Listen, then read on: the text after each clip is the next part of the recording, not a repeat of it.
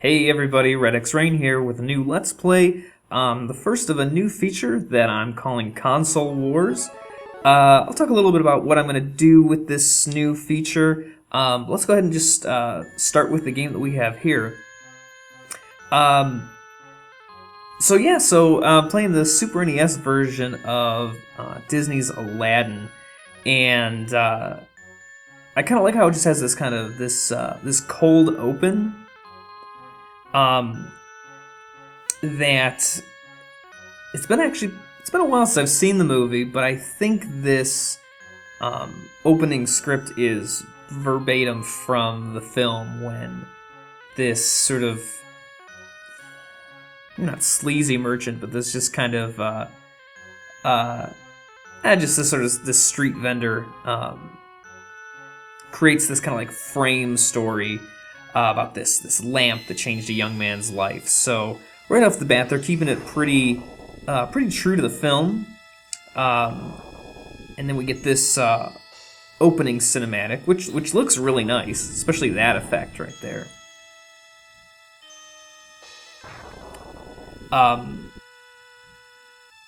There's not actually a ton of characters. Well, no, there's characters that talk during the cutscenes, not through audio, but I mean moments where they could be like differentiating who's talking, but they just use colors instead. So it does kind of rely on you having to know like who Jafar is, and that sort of thing. So it does sort of depend a little bit more on having seen the film to fully get the story. Well, there I guess Kazim says his name.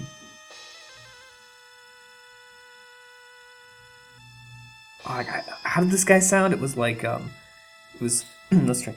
The diamond in the rough. Oh man, God, that hurt my throat really bad. So I'm glad I only did it with one line. Whew. I remember seeing this movie in the theaters. I'll talk about a story that I have about that in a minute. But I remember seeing it with my dad and my aunt. And that moment right there at the start of the movie where Gazim gets eaten, not really eaten, I guess, it's sand, but sort of eaten by that tiger head. I remember my aunt like leaning over me, she's like, "This is really scary, right?" And she meant it. It was kind of scary. I'm just checking out the options here just to make sure nothing changed. The control type is fine. Yeah, I don't even know why I went there. But let's go ahead and just get started with this game. Alright, so basic platforming stuff. Of course you can jump. Aladdin has sort of a sub-attack. It can throw apples. You can see the counter up in the upper right-hand corner there, how many apples he has. But you can't kill, if you want to call it killing, you can't kill enemies purely with the apple. I think maybe the smaller ones, like these little like bird pot things. I think they might be able to kill them with apples, but definitely the big guys, the guards, it'll stun them for a little bit, but you have to actually jump on their heads to kill them. Let's see, a lot of stuff gets introduced really early on, so I'm trying to pace myself here. So whenever you see those blue and gold chests, you always want to open those up. They usually have really good stuff in there, like this had an extra heart for life, 1-ups. Anyone who's ever played a video game knows exactly what that is and what that does. There's two different types of gems in each world, or in each, well, just throughout the game. Is this, yeah, okay. There you go. You definitely want to hit up, like I said, those like gilded boxes. They always contain something really good. These urns also usually contain pretty good stuff, usually not as good as the like treasure boxes. But when it comes to those, gosh, what are they called? The golden scarabs, I think. You definitely want to pick those up whenever you can, because if you do and you make it to the end of the level, this is nice timing. You get to play sort of a bonus game, a game of chance, a roulette wheel kind of thing. So you press the button, get it going, and then it takes forever to stop. It really takes forever. Let's see what we get. 1-up and 2-up, pretty self-explanatory. The stars are extra continues. I was really hoping I wasn't going to get this, because I don't need it, but that would refill any life. Oh, actually, I didn't know that. So, okay, so if I was missing hearts, it would replenish my life, but if you have full hearts, you get an extra life. I did not know that. See, even Let's Plays will do that. You learn stuff, I guess. My gosh, there's just so many collectibles here. I'm just running out of room to talk about things. So obviously the apples give you more apples. Each icon of an apple is worth 10 apples to your count, so it's not like 1 is 1. We just picked up the sheet, which is such an important item in this game. I don't think I ever used it when I was a kid, but in prepping for this Let's Play, I used it a ton, and I'm going to use it a ton in this Let's Play. It helps so much. I mean, I used to beat the game as a kid without it, but it's definitely something you want to know about. It makes the whole game a lot easier. Let's actually get this guy. There we go.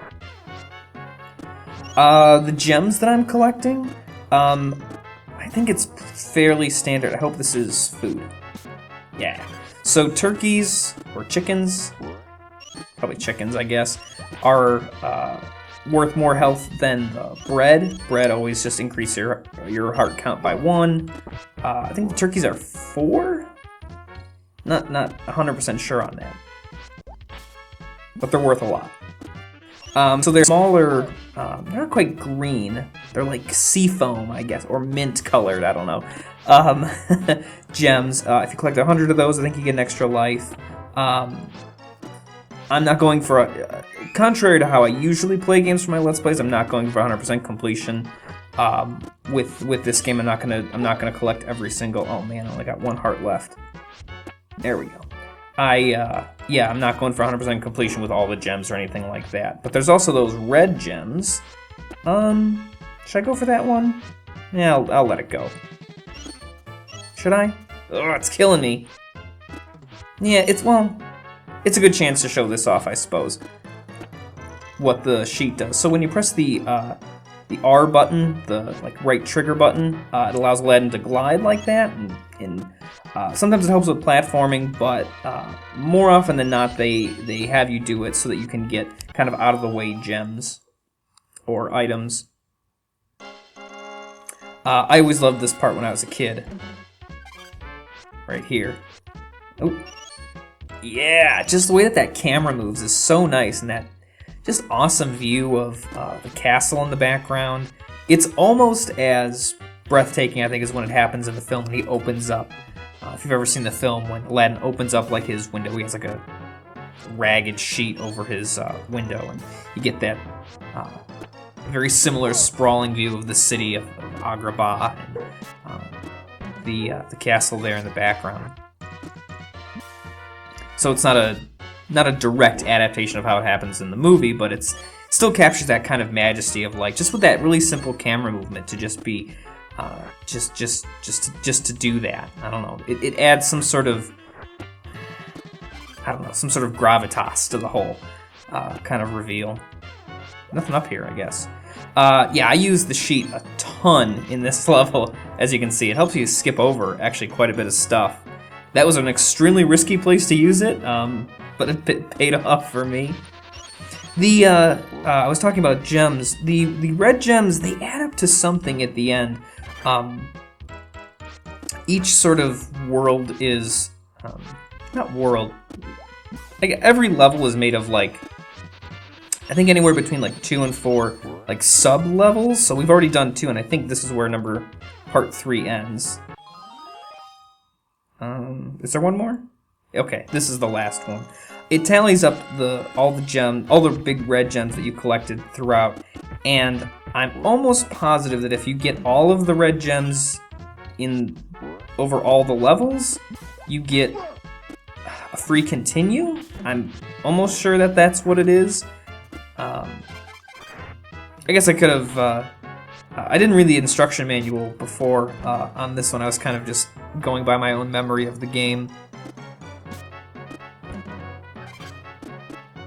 Yeah. Oh yeah, okay, here we go. Alright, so we get our first boss, and anyone who's played this game probably knows about this totally cheap trick here on how to beat this boss. It's like they do it on purpose. The game designers had to do it on purpose. So if you just stand behind this... Oops, I messed it up. If you just stand behind this barrel, he can never really attack you unless you jump on his head when the sword is up, or you do something stupid like that. Oh my god. Here I am talking about how easy and exploitable this boss battle is, and I'm down to 1 heart. So it's just a matter of finding the rhythm. Swipe, jump. There you go. Yeah, super easy boss.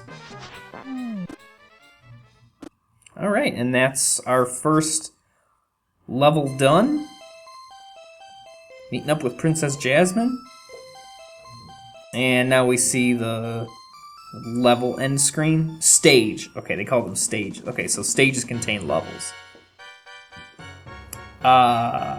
This is still, of course, well, for most games, no saves, that sort of thing, so it gives you a password, and it also tallies up your red gems.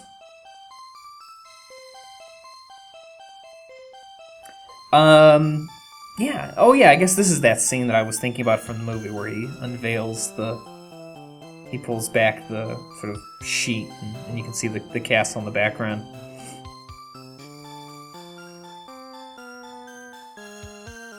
Some of these cutscenes, they're not really all cutscenes, and that's one thing that I really like. Like, that opening cinematic is actually pretty good. Like, they could have just done, like, static pictures, but there's actually a lot of movement that happens in that opening cutscene, like watching Disney like walk up to the mouth of the entrance to this cave and that sort of thing. But then they, later on in the game, they just sort of default to these like static pictures with dialogue or this kind of like narrative. No one's really talking. It's just the game telling you, I guess, what happens in the story. Actually, Jafar in disguise. Spoilers. Come on, this movie's... Gosh, how old is the movie? It came out in 92, so it's... Oh my gosh, that movie's 23 years old now? Man, you've had 23 years to know that that this guy in the dungeon was actually Jafar. So we get a whole new locale here.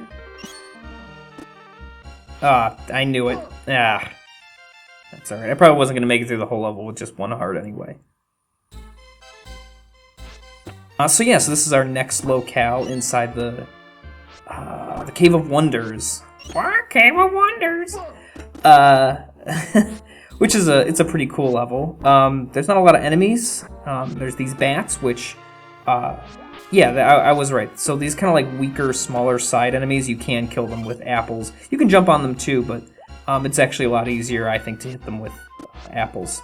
Actually, I guess I could have made it because there was that turkey up there, and there was the bread. So I guess if I would have just pressed on, I would have gotten health and wouldn't have lost a life. Oh, scorpions. Yeah, that's right. Let's see, make this jump. There we go. Ooh. I think this contains the scarab for the level. And there's a pretty easy basic strategy for getting the... Oh. See? So easy. That's a matter of placement, I think. They put that in a really tricky place because I couldn't jump straight up. The basic strategy for those is to... Well, obviously first jump on the whatever, the box, the case, to have it fly out. And then if you stand right on top of it and then jump straight up, you'll get the scarab every single time. What's down there, buddy? Nice. Yeah. Swag. Let's jump over that guy. Nope, didn't work so well. Got the walking swords. Everybody remembers them from the movies, right? Plus the bats and the scorpions? No, it's okay. They have to make stuff up. I get it. Oh, Magic Carpet! Magic Carpet was so cool. Really early use, I think, of CGI in a animated film. I think Aladdin was probably one of the first. Yeah, it was 92. It was before Beauty and the Beast. Yeah, I think, it was like, I mean, I shouldn't be 100% sure on that, but I definitely remember this being one of the earliest examples. I didn't notice it then, because I was, let's see, I was born in 86, 7, 8, 9, 10, 11, 12. I was 6 years old at the time when the movie came out. But there was some stuff that they used some CGI for, like, the magic carpet, because that would have been really hard to, like, hand draw. Oof, thought I wasn't going to make it. To hand draw. I think also the big tiger head, the entrance to the Cave of Wonders, was also, like, CGI. And it looked pretty good, from what I can remember. So speaking of the movie and how old it is and how old I am and that sort of thing, every time I think of Aladdin now, there was I was teaching a class. If you don't already know, if you're not a follower, never heard me mention it before, I'm a college English teacher. Oh, shoot. That little bastard. I was teaching... so I'm a college teacher. I was teaching a class, and I teach a... technically, it's just Comp 2, English Composition 2, but I build mine around a theme, and that theme is pop culture, so it's basically like a analysis of pop culture class, but it's focused on writing, so they write essays about different pop culture texts and that sort of thing. And one student was writing about Disney films, and Aladdin came up, and I just sort of made the off remark about in class when this student was talking about it. And I said, "Oh yeah, Aladdin's one of my favorite Disney films because it's great, but also it's like the first Disney film I ever remember seeing. Like it was brand new. Like I remember seeing Aladdin in the theaters, and I told my students this, and one of them just said, "Mr. Martin." Oh man, that was so stupid. Yeah, one of my students. So I told them that it was the first Disney film I remember seeing in theaters, and once it got really quiet, one student just said, "Mr. Martin's, that movie's like super old," and I've never felt. I think it was the first time that I've ever had students tell me that I was old. I mean, I'm 28. I mean, I guess I teach. I mean, pretty much all college freshmen. I teach at a community college, so I get some adult students too, but, most of them are 18, 19 years old, so I guess it's official. I'm old now. So now, yeah, whenever I think of Aladdin, I'm just gonna, not even go up there for that extra life, because I keep messing it up when I try and fall down here. We'll just let it go. But it offered me enough time, I guess, to go into that little story there. And so, yeah, that's... Man, whenever I think of Aladdin, that's what I think of now. Mr. Martin's, that movie's really old. Ugh, oh well. So what are we doing here? What's going on? What am I playing? Shoot. Yeah, from what I can remember, this Cave of Wonders is shorter than the first stage. I'm trying to time it here. Okay, so, is this the end of it? Yeah. Now, I'm trying to think. Oh, no, I guess there is still 4 parts to this. Uh-oh. Infidels. Oh, man, I gotta stop doing that. It's just too fun. No? Okay, it's only 2. 2 levels for stage 2. I feel like I got a lot of red gems. I got half of them. Do I get a prize for half? Nah. Yeah, I just don't think the red gems are really worth it. Like, you can get continues from, the so many other ways and, extra lives. Like, I feel like how difficult they are to get is not proportionate to what they earn you. Oh man, this is my favorite part of the movie, when Aladdin has to escape the Cave of Wonders and not fall into the nacho cheese, which is what I just think this looks like. I don't think it looks like lava. I think it looks like nacho cheese. There we go. Ooh. This is the first level. Oh no, I guess there were pits in the last level, but oops. Yeah, you can of course instantly die from the lava. It gives you like one shot to like get out. You can like fall in the lava and then Aladdin just kind of like bounces back. And if you're lucky enough to be near ground, you're okay. But most of the time you're not that close. And of course you can just instantly die. Okay, so here's the strategy here. Oh gosh, I thought that had the scarab in it. I was going to say scrab, but I know it's scarab. Scrabs are something totally different. Oh, it must be in here. Okay, so if you stand on it, oh my god. What is my life? I didn't do that on purpose. Maybe I kind of did it on purpose. I really want to get that scarab. Is this it? Stand on the box, jump straight up. Let it come to you, don't try and chase it. 9 times out of 10 it works. When you don't suck, it works.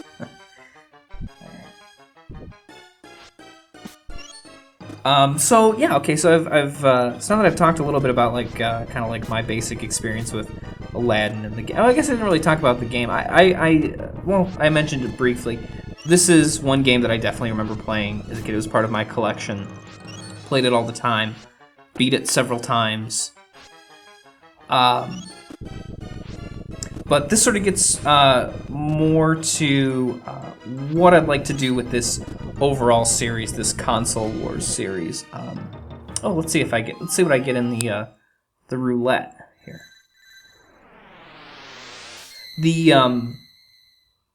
It's definitely, I guess this is maybe kind of obvious. It's most beneficial to get the continues. I think the game gives you three continues at the start. But each continue is worth 3 lives, so that's, I guess, the best. Oh my god, I got the full hearts again? And this time it does suck because I had missing hearts.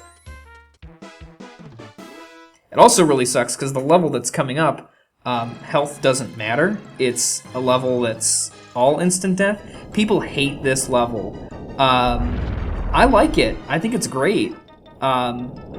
It's definitely tricky. It's not a type of level that is unique to the game by any means. You're on this kind of like rail, not like a rail shooter, but you have very limited control of what's going on here. Up, down, left, right, slow down, speed up, that kind of thing. And basically don't hit any walls, don't let the lava hit you. I always like levels like this. That level in Battletoads, that one, everyone knows that level in Battletoads, right? That one's really hard. I feel like this one is just short enough that it's not as annoying as the Battletoads one. It just takes a little bit of memory, I think. I don't think it's all that bad. But this is one of the things that I like about this game is that it's not just all platforming. You get like a stage like that, which just kind of like breaks it up a little bit. Really, really good. I love it. I love this game. Oh yeah, the genie. Oh, R.I.P. Robin Williams. Oh, so sad. Yeah. So, okay, so getting back to Console Wars, what's going on here with this? So, basically what I'm shooting for is, if you haven't caught on to this already, so this whole series is going to be about, I'm going to do different games each time, is comparing 2 versions of games that came out on like same systems, but the games are very different, which doesn't really happen anymore. But it definitely happened a lot back in, oh my gosh. Well, that's a great start to this level. I hate this, but I was just talking about how much I love this game. I hate this level. There's hardly any ground, and that is not good. It's really tricky platforming. I feel like the difficulty goes way up on this level.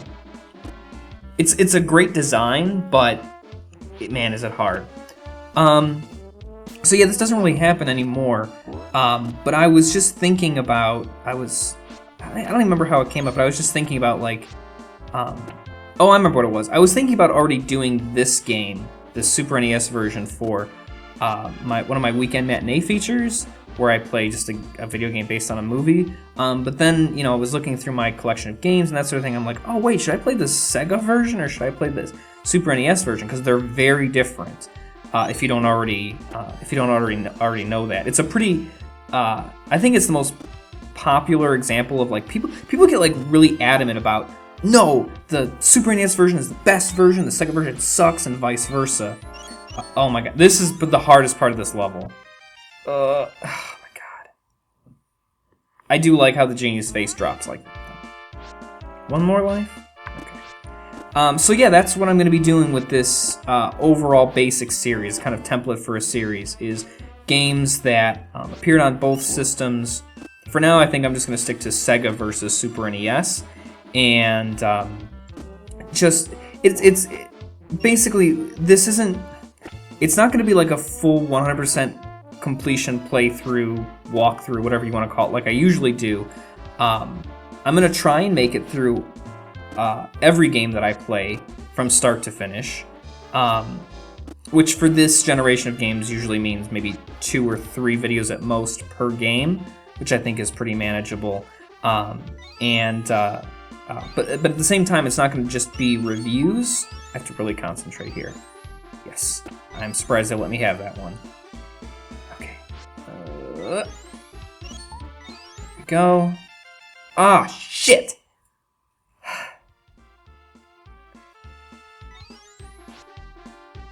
Okay, so one benefit is that when you have 0 lives, the genie takes it really easy on you, and these all turn into clouds. So I should be able to make it this time, no problem. So yeah, try and make it through the entire game when I can. Oh my god! I've had to say this like 10 times now, because I know I'm going to edit stuff out. Here's the continue system. Will I continue? Yes, I will. One really crappy thing now is that I lost my hovering sheet blanket. So whenever you use a continue, you have to find it again. Oh, I thought I was going to lose. I thought I was going to die right there. That would have been pitiful. Oh man! What is my life? Okay. So once I'm done playing both versions of each game, I'll do kind of a rating system, and I'll try to, in a totally objective, way, I'll try and be as objective as I can, come to a determination about which version is better, and then I'll be keeping track of that over several games, and we'll sort of see who comes out on top, Sega or Super NES. That's what this series is all about. Okay, let's try this again. I'm not going to get all clouds. It starts you with a cloud, and then, I hate the cards. It's really hard to, like, bounce off of something and, like, stay, like, in that general area. So I guess I just gotta, like, have faith that the next platform... Yeah! Woo! As far as I'm concerned, I just won the game. No, not quite. I think this is almost the end of the level. Oh my god! Oh, I gotta start the whole thing over. Okay. Alright. Let's try this again. My last life. This part's easy. This part is easy. Okay. Alright. Yeah, I'll continue. Of course, I'll continue. Shit. God, with friends like the genie making levels like this, who needs enemies, right? Oh my god. This is it. This is for all the...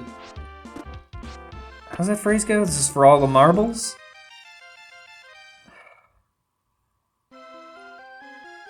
It's my last continue. Alright. I don't know how, like, I beat this no problem when I was a kid. When I was like 10 years, 8, 9 years old. And now, 20 years later. Got it? Yeah! That took me so much longer than it should have. Yeah, I remember, like, not vividly, but I definitely remember beating this game plenty of times when I was a kid, and I'm having such a hard time with this now. I don't know what's going on. These are cool, these genie balloons. You can either jump on them, or you can use the rings on the bottom to jump. I feel like this level is actually a little bit easier than the last one. Same basic premise. There's lots of instant, fall in a pit death. Like that. But I don't think there's anything as challenging as when the genie makes those platforms that you have to, like, he kind of randomizes them and you have to jump onto them. I guess the balloons kind of do this similar thing, but you get a lot more breaks in between, so it's not as bad.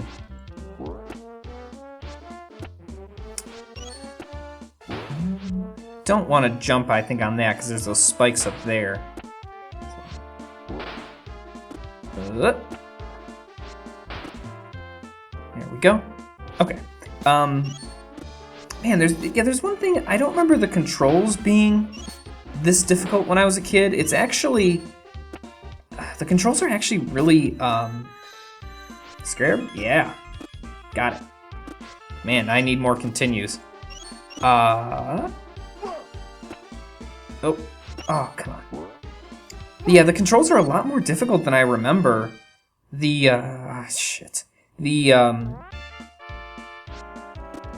His jumping is really weird. I feel like there's, like, gravity is more than compensated for. Like, I feel like case in point, I feel like I should have made that jump a lot easier. Well, here's what the game over screen looks like.